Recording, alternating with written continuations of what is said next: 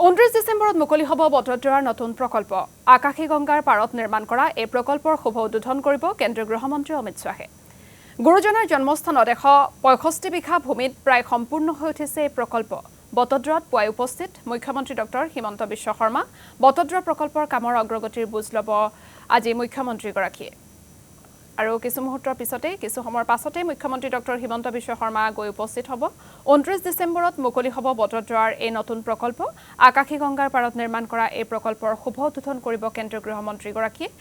গুৰুজনাৰ জন্মস্থানত 165 বিঘা ভূমিত প্ৰায় সম্পূৰ্ণ হৈ উঠিছে এই প্ৰকল্পটো আৰু বটদ্ৰৱাত পুৱাই উপস্থিত হ'বগৈ ডক্টৰ হিমন্ত বিশ্ব শৰ্মা আৰু কিছু সময়ৰ পাছতে বটদ্ৰৱা প্ৰকল্পৰ কামৰ অগ্ৰগতিৰ বুজ ল'বৰ বাবে তালৈ যাব মুখ্যমন্ত্ৰীগৰাকী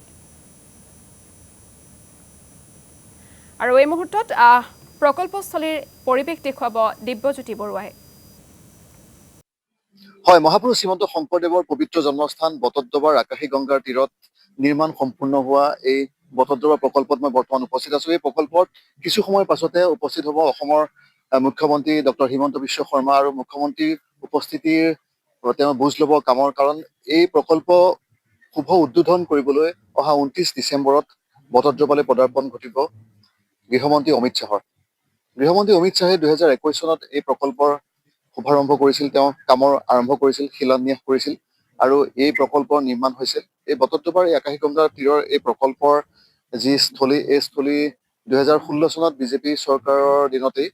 তেওঁলোকে উচ্ছেদমুক্ত কৰি পেলাই এই স্থলত যি বটদ্ৰৱা প্ৰকল্পৰ নিৰ্মাণ কথা তেওঁলোকে চিন্তা কৰিছিল আৰু সেইমৰ্মে 2021 চনৰ ফেব্ৰুৱাৰী মাহত তেওঁলোকে ইয়াৰ কাম কাজৰ যি আৰম্ভণি কৰিছিল সেই আৰম্ভণি এতিয়া সম্পূৰ্ণ হোৱাৰ পথত 29 তাৰিখে যিহেতু মুকলি হ'ব এক উখল মাখল পৰিৱেশ বিৰাজ কৰিছে তাৰ কামৰ বুজ ল'বলৈ আচলতে মুখ্যমন্ত্ৰীগৰাকীয়ে যি তেওঁ দৰ্শন কৰাৰ পিছতে 29 তাৰিখে যিহেতু গৃহমন্ত্ৰীগৰাকী আগমন ঘটিব এক সুন্দৰ বাতাবৰণ সৃষ্টি কৰিছে সুন্দৰকৈ সজাই পৰাই তোলা হৈছে ইয়াতে বিশ্বৰ আটাইতকৈ ওখ গুৰু আসন ফুলৰ আকৃতিৰ যি গৃহ তালৰ আকৃতিৰ গৃহ জাপি আদি বিভিন্ন কাৰুকাৰ্য সত্ৰীয়া সংস্কৃতিক যি প্ৰতিফলিত কৰি যি কাৰুকাৰ্য হৈছে ইয়াতে বিভিন্ন গৰাকী ব্যক্তি ইতিমধ্যে আহিছে মই এগৰাকী ব্যক্তিৰ ওচৰলৈ যাব বিচাৰিছো আপুনি ক'ৰ পৰা আহিছে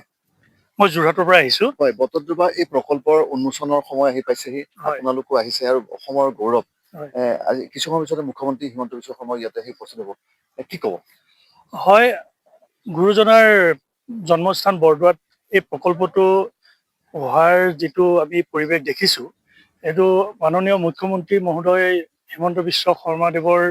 তত্ত্বাৱধানত আৰু তেখেতকে আমি স্বীকৃতি দিব লাগিব যে তেখেতৰ কাৰণেহে এই প্ৰকল্পটো হৈছে আৰু এই প্ৰকল্পটো ভাৰতৰ ভিতৰতে অনন্য হ'ব বুলি আমাৰ দৃঢ় বিশ্বাস আৰু সেইগতিকে হিমন্ত বিশ্ব শৰ্মাদেৱক ধন্যবাদ জনাইছো আৰু গুৰুজনাৰ প্ৰতি তেখেতৰ যিখিনি ভক্তিভাৱ যিখিনি শ্ৰদ্ধা ইয়াত প্ৰতিস্ফুট হৈছে আৰু তেওঁ মানে আহি বৰদোৱা থানত আহি সেৱা লৈহি সেইটো আমি দেখিছো বৰ সুন্দৰ কথা আৰু আমাৰ